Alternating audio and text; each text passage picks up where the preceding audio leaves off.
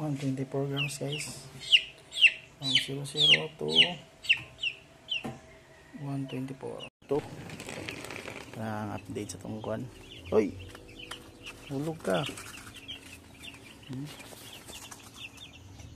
Naon sila. Itong pukawan dari. Hoy, bangon. Bangon. Hoy. Ano guys, kailangan ato pa ning ispugpuhon pag dagko na. So nagkambyo tag kuan niya. Kining karton. So ano sila karon. May pa. Sa 100 grams pa ni guys. Mag 5 days ni unya alas 9 sa gabi. Siya. Gan pagkuha na to. 9 PM na to siya ikuha. Bayad tayo. Quality.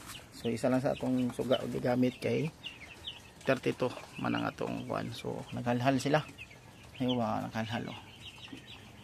Naghalhal sila, naghalhal. Ba naghalhal oh.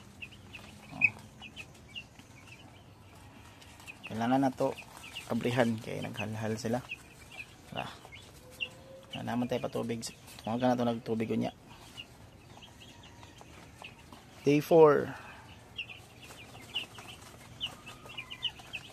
Na 100 plus na rin sila. 120 grams ang uban. 100 grams ang uban. Napoy nagpabilin mga 96, 94. Okay.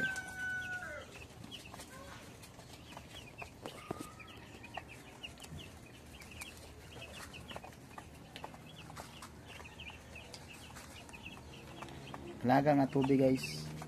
Atube, NBM o broiler concentrate. Silang pangbukawan guys. Uy. Biyag.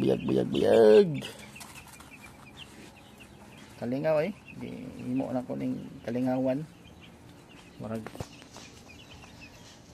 Yung taganan mo ihaw ani kay nalingaw man ta. Layo pas tinuod ni. Kabat pa ning mga 20 kapin. Yes. Bago ta makaihaw. Hindi panghalhalo to ako at atong bugawon guys para kainom sila tubig. So napa sila feeds. So ito nang ginabisita permanente para tugaw na sila para makaon.